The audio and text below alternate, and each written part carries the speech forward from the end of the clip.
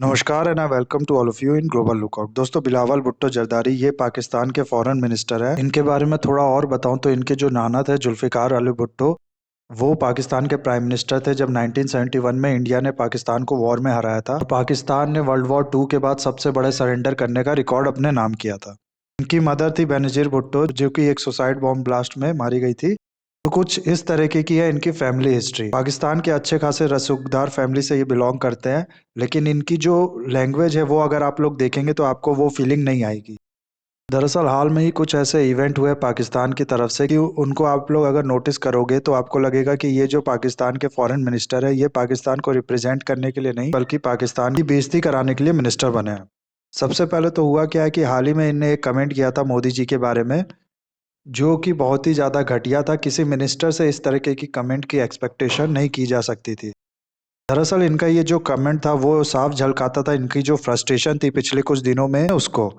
हाल ही में मैंने एक वीडियो बनाई थी जिसमें मैंने बताया था कि कैसे यूनाइटेड नेशन सिक्योरिटी काउंसिल में, जिसका इस समय प्रेसिडेंट है भारत, उसने एक ओपन मीटिंग बुलाई थी जिसमें ये भी आए थे और इनने फिर कश्मीर का मुद्दा उठाया। तो इस पे एस जयशंकर जी ने कितना बढ़िया इनको जवाब दिया। इन्हीं सब जवाबों से ये बहुत ज्यादा फ्रस्ट्रेट हो चुके हैं और उल्टा सीधा प्राइम मिनिस्टर मोदी के बारे में, आरएसएस के बारे में बड़बड़ाने लगे हैं। और इतना नीचे गिर गया है कि इंडिया को फाइनली ये कहना पड़ा कि आपका जो ये कमेंट है वो दिखाता है कि आप पाकिस्तान का जो स्टैंडर्ड है वो ऑलरेडी लो है और आप उस स्टैंडर्ड से भी लो लेवल पे जा चुके हैं। क्या है पूरा मामला हम लोग देखेंगे इस वीडियो में। साथ ही साथ उन सभी इवेंटों के बारे में बताऊंगा जिनके वजह से इनको पाकिस्तान की बेइज्जती कराने के लिए मिनिस्टर बनने का क्रेडिट दिया जा रहा है। और हिलरी क्लिंटन और पुतिन कैसे इस सब चीज़ों से जुड़े हुए हैं ये भी आपको बताऊंगा। बहुत कुछ आप लोग को जानने को मिलेगा इस वीडियो में, बस आपको एंड तक बने रहना है। और अगर वीडियो अच्छा लगे तो लाइक, कमेंट, शेयर, सब्सक्राइब जरूर करना। सबसे पहले तो हुआ क्या है कि कल ही जो मैंने वीडियो बनाई थी उसमें मैंने आपको बताया था कि कैसे पाकिस्तान की मिनिस्टर हिना रब्बानी खान ने ये बोला है कि इंडिया जो है वो टेररिज्म को बहुत अच्छे से इस्तेमाल करता है। कोई और कंट्री टेररिज्म को इतना अच्छे से नहीं इस्तेमाल कर सकती जितना इंडिया करता है। इनने रॉ और इंडिया की बाकी एजेंसीज पे और कुछ इंडियंस पे इल्जाम लगाया कि वो टेररिज्म फैला रहे हैं पाकिस्तान में। और खासकर इनने लास्ट ईयर होने वाले एक बॉम्ब ब्लास्ट का जिक्र किया था जो कि हाफिज सईद के घर के बाहर हुआ था। इसमें इनका कहना है कि पूरी तरीके से इंडिया का हाथ था। और ये सिर्फ यही नहीं रुका, इनने फिर जितने भी एम्बेसी हैं इस्लामाबाद में उन सबको डोजियर भेजा है। उसमें कुछ एविडेंस जो कि ये कहते हैं कि प्रूफ करता है कि इंडिया टेररिज्म से लिंक है वो भेजा है। तो इस तरीके से एक नया एजेंडा चालू कर दिया है पाकिस्तान ने इंडिया को टेररिज्म के साथ जोड़ने का। अब इस पे हुआ क्या है कि एस जयशंकर जी हाल में यूएन में थे, जब यूएन में ही उनसे एक प्रेस मीट इसके बारे में उनसे पूछा गया कि पाकिस्तान की मिनिस्टर ये जो इल्जाम लगा रही हैं इंडिया पे टेररिज्म का, उसके बारे में आपका क्या ख्याल। उन्होंने बोला कि मुझे याद है कि हिलरी क्लिंटन जब पाकिस्तान गई थी बहुत पहले, उस समय भी जो हिना रब्बानी खान है वो मिनिस्टर ही थी और ये दोनों अगल बगल ही खड़े थे। तभी जो हिलरी क्लिंटन है उनने ये कहा था कि अगर आप अपने बैकयार्ड में, यानी अगर आप घर के पीछे अपने सांप पाल रहे हैं तो ये मत एक्सपेक्ट कीजिए कि वो सांप केवल आपके नेबर को डसेगा। ऑफ कोर्स यहाँ पर सांप से इनका मतलब टेररिज्म को लेके है और सांप को पालने वाला कौन है हम सबको पता है। यहाँ पर तो ये इस तरीके से रिप्लाई देते हैं कि जो पाकिस्तान है उसने सांप को पाल रखा है, यानी टेररिज्म को पाल रखा है इतने दिन से इंडिया को नुकसान पहुंचाने के लिए, लेकिन उसको खुद को इससे की वजह से नुकसान होने लगा है। इसी प्रेस मीट में एक और वाकया हुआ जब पाकिस्तान के एक जर्नलिस्ट ने इनसे पूछा कि साउथ एशिया जो है वहां पर कब तक ये सब टेररिज्म वगैरह चलता रहेगा, इसका क्या सॉल्यूशन है। तो ये कहते हैं कि ये चीज आप मेरे से मत पूछिए, ये चीज आप रॉन्ग मिनिस्टर से पूछ रहे हैं। ये चीज तो पाकिस्तान के फॉरेन मिनिस्टर बताएंगे कि कब तक पाकिस्तान जो है वो टेररिज्म को फैलाता रहेगा साउथ एशिया में।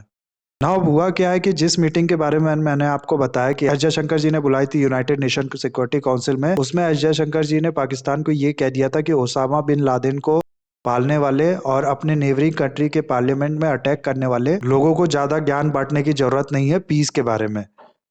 इसी चीज पे बुलावल भुट्टो ने पीएम मोदी और आरएसएस के बारे में इतना घटिया कमेंट किया है जो कि एक मिनिस्टर से एक्सपेक्ट नहीं किया जा सकता। इनने बोला है कि ओसामा बिन लादेन तो मर गया लेकिन गुजरात का जो बुच्चर है वो अभी भी जिंदा है और वो अब प्राइम मिनिस्टर ऑफ इंडिया है। 2002 में आपको पता होगा कि क्या हुआ था गुजरात में, उसी की ये बात कर रहे हैं। पहले गोधरा में हिंदुओं का बेरहमी से कत्लेआम हुआ था, फिर उसके बाद हिंदुओं की भीड़ के द्वारा गुस्से में रिवेंज में काफी ज्यादा मुस्लिमों का किलिंग्स, रेप्स, इस तरीके की चीजें हुई थी 2002 में गुजरात।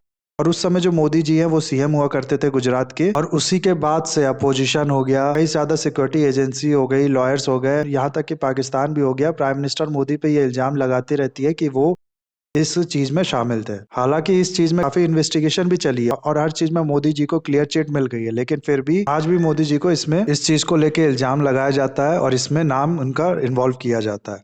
और यही चीज फॉरेन मिनिस्टर ऑफ पाकिस्तान भी कहते हैं। इसके बाद ये कहते हैं कि प्राइम मिनिस्टर मोदी जो है, इनको तो यूएस ने वीजा देने से मना कर दिया था जब तक ये प्राइम मिनिस्टर नहीं बने थे। दरअसल ये सही बात है, जब ये सीएम थे गुजरात के, तब इनका एक प्लान विजिट था यूएसए में, लेकिन वो हो नहीं पाया क्योंकि इनको वीजा देने से मना कर दिया यूएसए ने।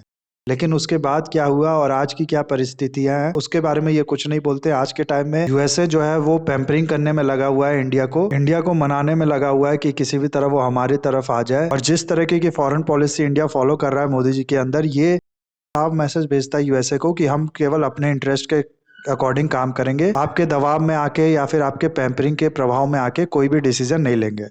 और यूएसए इस पे कुछ कर भी नहीं पाता, उसको भी फिर एंड में मानना पड़ता है कि ठीक है चलो इनको जो करना है करने दो, क्योंकि इंडिया के साथ फ्रेंडशिप रखने में, इंडिया को अपना अलाय बनाने में हमारा ही फायदा है, इसलिए हम लोग इसके खिलाफ कोई एक्शन नहीं ले सकते हैं।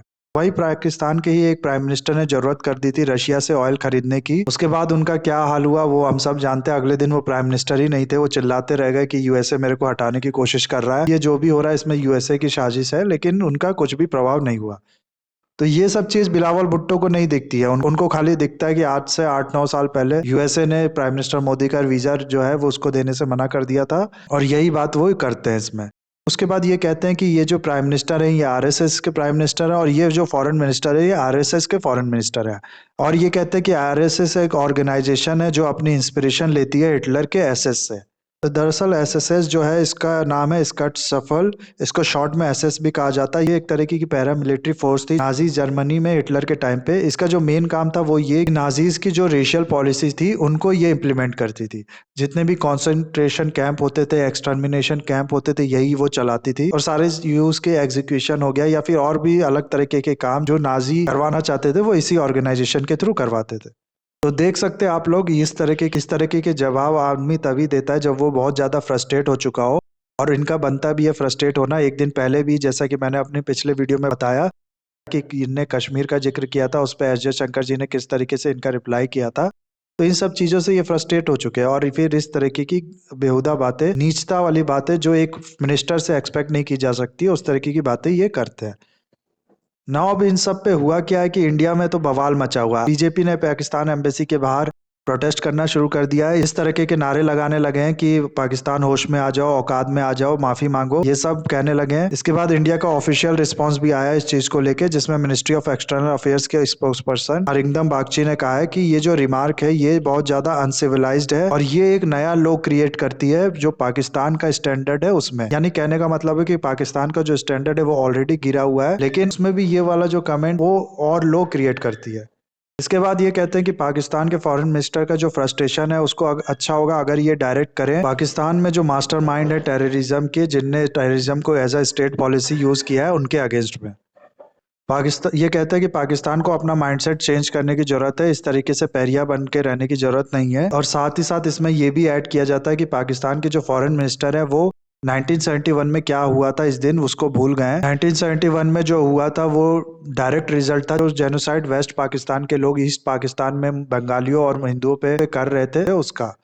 दरअसल हुआ क्या था कि 16 दिसंबर 1971 ही वो दिन था जिस दिन पाकिस्तान ने सरेंडर किया था इंडियन ट्रूप्स के सामने बांग्लादेश में, जिसके बाद बांग्लादेश का जन्म हुआ।